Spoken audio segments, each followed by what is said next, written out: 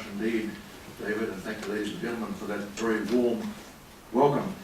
I'm not quite sure how we left my last night out of the CV, David. It seemed to be otherwise very comprehensive. Thank you. Very generous. I'm certainly deeply honoured to have been invited to give the keynote address at this inaugural conference of the Asia and Business Management Conference. And it's a great pleasure to be back in this great city of Osaka. But I confess I'm also somewhat daunted by the prospect. I've been asked to talk about the challenges and opportunities facing business in the Asian region. And I take it that means not just this year and next, but over the medium term. This is a truly enormous task because the challenges, and yes indeed the opportunities, facing business in Asia over the next decade are very great. I could give an entire speech about the implications for business of the tensions on the Korean Peninsula,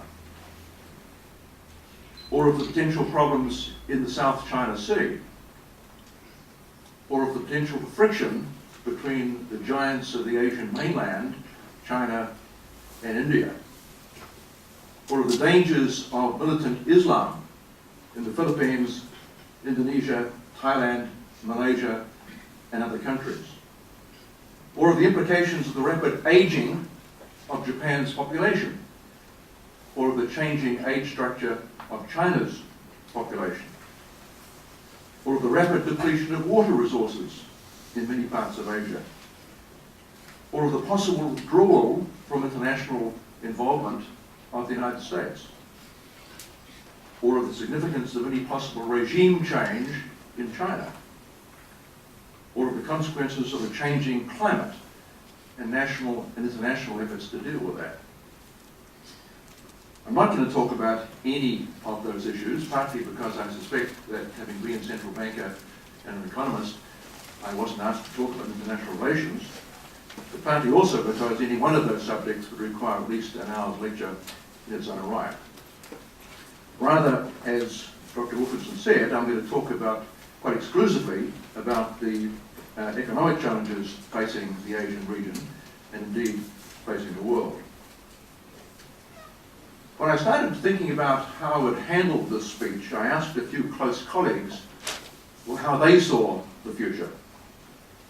One of them, a man with lifetime experience in international affairs, a training in economics, and experience living and working in Asia for some years, said he had a strong view that too much analysis of the current situation is biased towards pessimism. He felt that this was entirely unwarranted and pointed to the massive wealth creation in the Asian region and indeed in much of the developing world as a whole in recent years. And it's easy to see what he means. Over the last half century, and particularly over the last 30 years, more people have been lifted out of poverty than in the entire previous history of the planet. In large part because of the quite extraordinary growth rates, first in what we used to call the Asian tigers, then the astonishing growth of China, and now the almost equally rapid growth of India.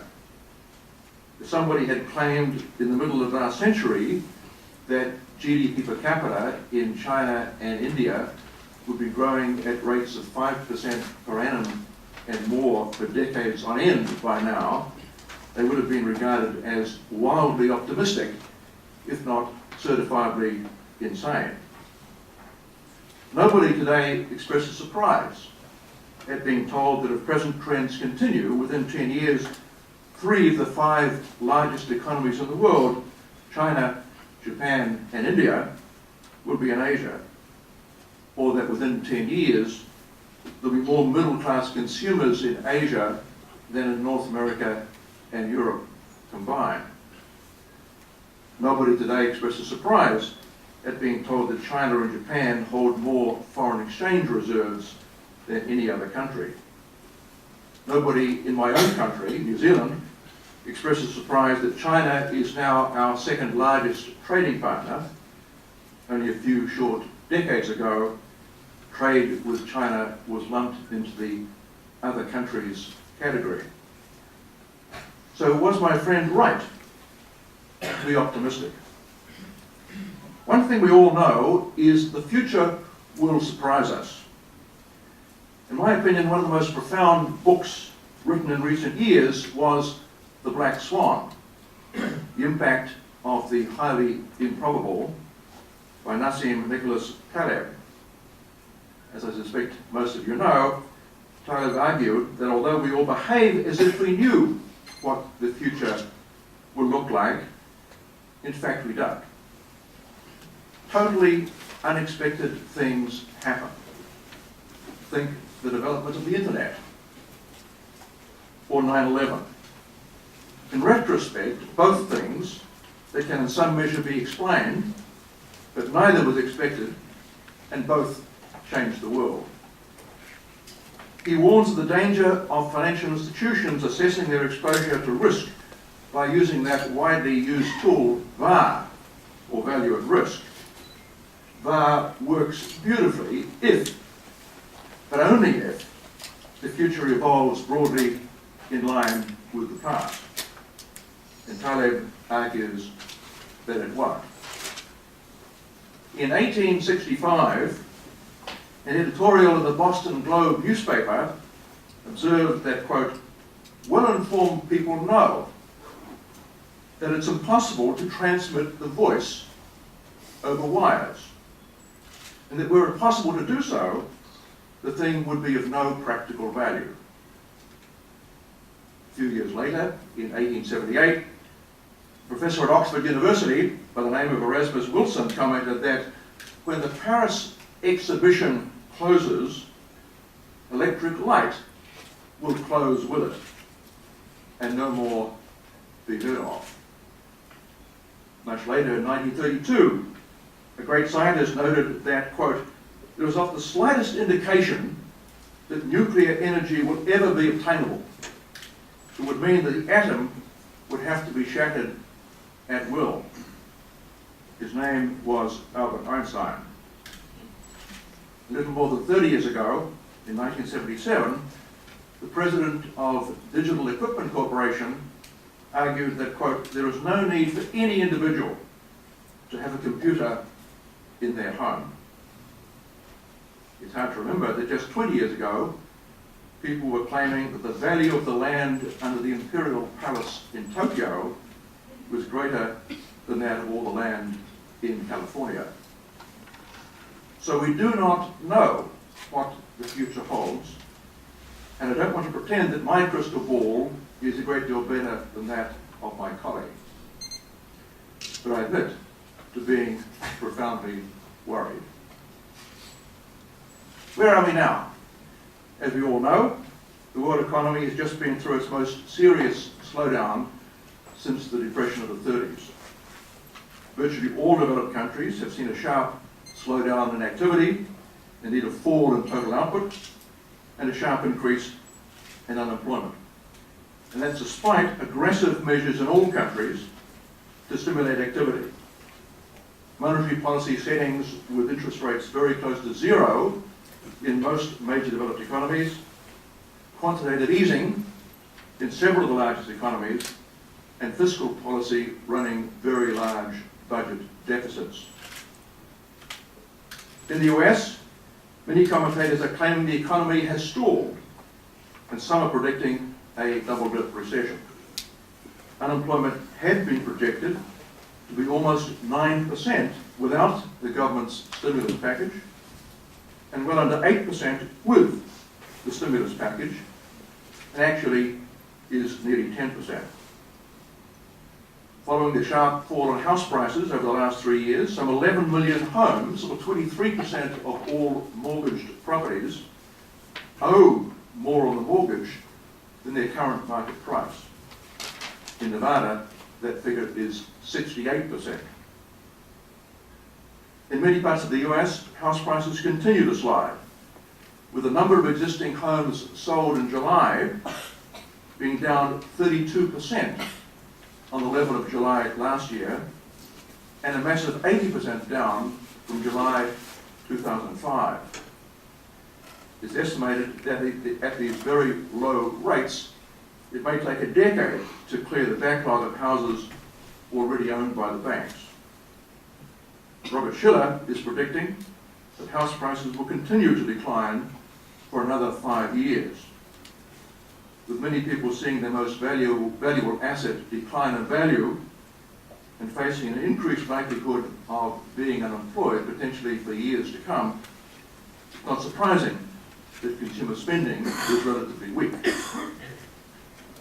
situation in Europe varies a little from country to country, but all countries have seen a sharp fall in output and a rise in unemployment as compared with the pre-crisis period. In Spain, unemployment now exceeds 20% of the workforce. In Ireland, unemployment reached 13% and GDP was 15% below its peak. Because of a further need to support its banking sector, commentators are talking about that country's fiscal deficit reaching 32% of GDP this year. In Japan, as of course many of you are only too well aware, GDP shrank by nearly 8% over the 2007-2009 period, taking the total size of the economy back to its level in the early 90s. While overt unemployment is not quite as high as in many other developed countries, there's considerable underemployment and evidence of many people who would like to enter the workforce if jobs are available. Land prices in Japan are still some 60% below their 1991 peak, with indices of residential and commercial property 44% and 73% below their highs, respectively. In many other developed countries, including the UK, France, Spain, Australia, and my own country, house prices still appear to be overvalued, and the prospect of a correction in those markets has ominous implications for future economic activity. In July, the Economist newspaper reported that the Baltic Dry Index, which as you know is the index which measures the chartering costs of the large vessels which carry coal, iron ore and grain, had fallen by almost 60% in its longest streak of consecutive declines for 9 years. Many people saw that as a very bad indicator of things to come. At the same time, we've seen massively large fiscal deficits in many countries. These are partly the inevitable result of a reduction in tax revenue and increased government spending on unemployment and other benefits as a consequence of the slowdown, and partly the result of aggressive attempts by governments of most developed countries to bolster demand by taking specific stimulus measures. In the US and the UK, government deficits currently exceed 10% of GDP, and while the government deficit in Japan is slightly lower, this year Japanese government borrowing is projected to exceed tax revenues.